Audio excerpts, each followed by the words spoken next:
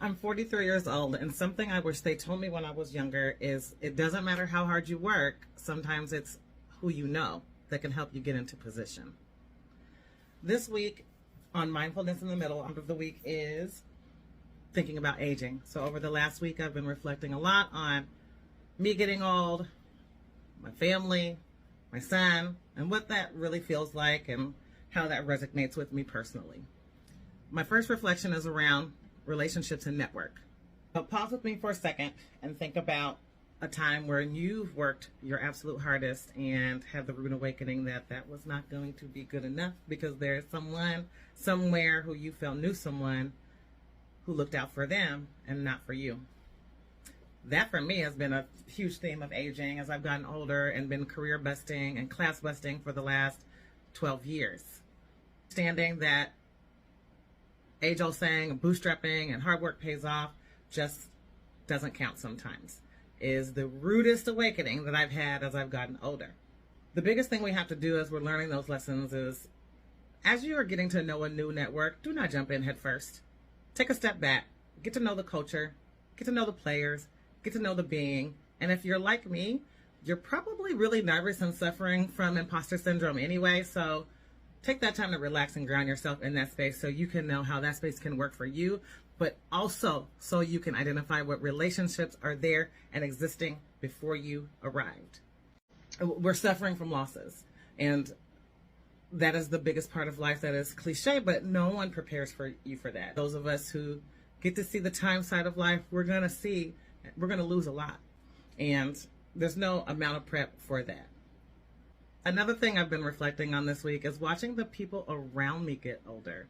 My son, my mom, my friends, other family members, lessons as older folks, whether it be about our health, starting to deal with major health issues, high blood pressure, strokes, heart problems. My son is 19 now, and watching him grow up, it's cliches are true. One minute I'm changing diapers and chasing him around in his terrible twos. The next minute he is a 19-year-old blooming young man in college, working on his own career and trying to think about how to help his mother out without me even asking, which is an amazing turn to be a caretaker turned cared for, and of which I'm going through the same thing as my mom, as you know, we're both in that time of life where I'm in my 40s and she's in her 60s now, and we are watching each other get older, and as a trio, a multi-generational trio, each laughing at each other's thoughts of being old, where me and my mom thinks it's crazy that my son thinks he's grown, my mom thinks that I'm crazy, and my son thinks that I'm crazy. When I tell them I'm getting old, even though I'm the same age as Beyonce, we're getting old.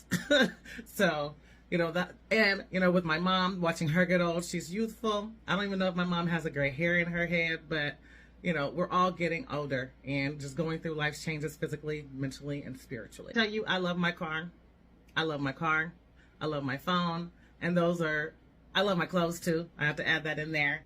Inanimate objects was another thing to focus on in this week's activity. And this was a perfectly timed conversation for me to have this week for Mindfulness in the Middle, because I am going through my midlife phase and just really thinking about what's next in my life and reflecting on all the things that have happened. And when I see signs of wear and tear on those things, I really feel some type of way about it. My car, you know, I've always had used cars. I've never had a brand new car, so I don't know what that transition feels like. But I am a miser when it comes to watching the miles and getting my oil changes and just wanting my baby to look good on the road. But also, you know, another example in my life is having my mother and watching her having had cars and paying them off. That's something that prides me off too, is having bought my cars and paying them off and getting old with them. So I'm a Cadillac lover, and a Cadillac is timeless, and that's why I picked the car that I drive today. As far as other objects in my life, my phone, you know, my phone's getting older. I have always been that person that got the most recent upgrade. I've always made sure I had the newest technology. I believe I even was one of the first camera phones back in the day. I had that before that was even a thing. So I was that annoying person snapping pictures back in the day before most people even had that technology. But now I'm to the point where my phone barely works, and even making these TikToks sometimes are hard. So, you know, aging in my life is a huge and constant thing. And it was a perfectly timed conversation for me to have with myself this week. Really excited about all of the feedback that I've gotten from people who have encouraged me to keep doing it, whether it be the actual series that I'm sitting and speaking to everyone, or my in the car quick thoughts that I do in between each series where I've reflected on the previous topic or the topic that's coming up and kind of a hot take, if you will. So what's next? What's next on Mindfulness in the Middle? This is my third episode, and so I find that to be really exciting, and it is truly a commitment that I've had to make and stepping outside the box and doing something new that I've never done before. I'm going to keep going next week with talking about defending and defining. Become aware of how you define yourself and defend yourself in your personal territory.